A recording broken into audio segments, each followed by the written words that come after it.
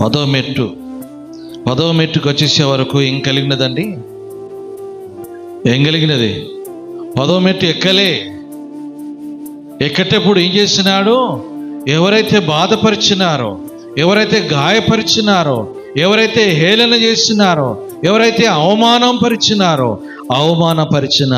ఆ ముగ్గురు స్నేహితుల కొరకు ఏం చేస్తున్నాడు తెలుసా? బాధపరిచిన వారి కొరకు ఆయన ఏం చేసినాడు? ప్రార్థన చేశాడు.